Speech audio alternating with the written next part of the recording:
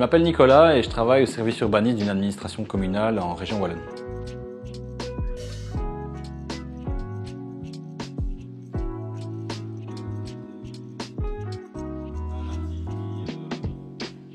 Ce que je suis venu faire ici au sein des bureaux du club, c'est un petit peu sensibiliser les membres du club à ce qui se cache au final derrière la procédure d'une demande de permis d'urbanisme.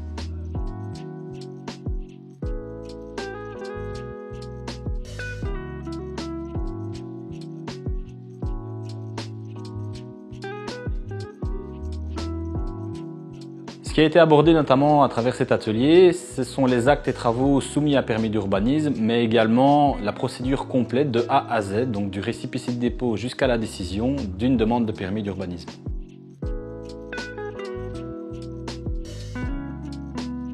Alors souvent les investisseurs viennent me trouver pour justement savoir si oui ou non leur projet de colocation ou leur projet d'habitat à courte durée est soumis à permis d'urbanisme ou non. Ou également si est-ce que je risque quelque chose en achetant un bien qui est dans l'infraction urbanistique et le cas échéant comment la régulariser. Chaque cas est différent et donc le but était aussi de sensibiliser par rapport à chaque projet.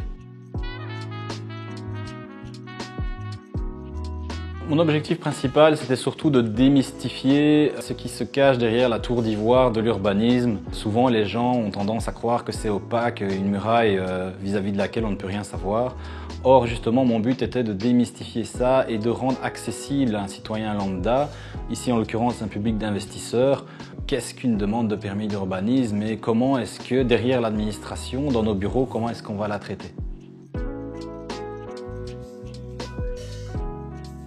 Souvent, les gens, qui sont investisseurs ou non, viennent me trouver avec une volonté derrière de diviser un logement, or que la division de logement en tant que telle n'existe pas. Dans le code été, on parle de création de logement.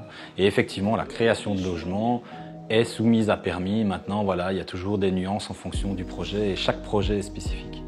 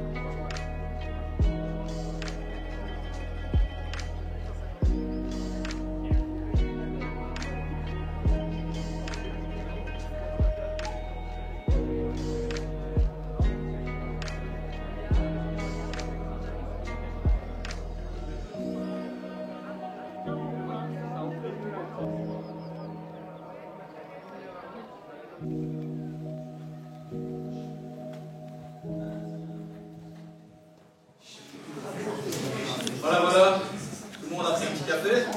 3. Ça a été le matin.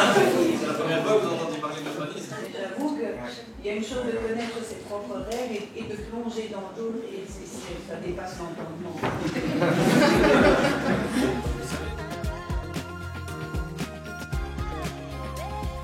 Il y a toujours des nuances en fonction du projet et chaque projet est spécifique. C'est justement en partie pour ça que je suis venu aujourd'hui, parce que beaucoup de gens malheureusement se voient freinés dans leurs ambitions parce qu'ils ont peut-être reçu une mauvaise information de l'administration communale, peut-être qu'ils ont eu affaire à la mauvaise personne.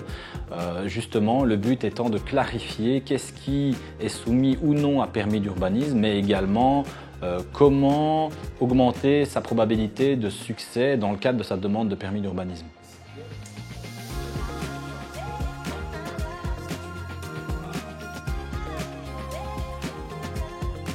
Premièrement, j'ai accepté cette invitation du club car moi-même j'ai été membre du club dans les 20 à 30 premiers investisseurs et que ça m'a toujours servi d'être accompagné par des gens qui ont le même état d'esprit et qui veulent avancer. Donc c'est la première raison pour laquelle j'ai accepté. Et la deuxième raison, c'est parce que je suis passionné par mon métier, par cette législation qui ne cesse d'augmenter et de se complexifier de jour en jour, et d'où l'objectif de la décomplexifier par rapport à ce public d'investisseurs justement.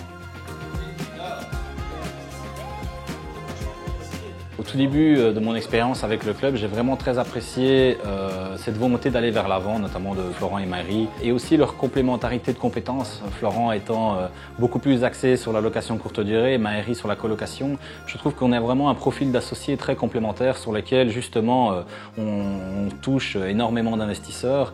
Et le plus important pour moi lorsqu'on fait partie du club, c'est qu'on se rend compte qu'en fait, seul on avance, mais ensemble on va plus loin.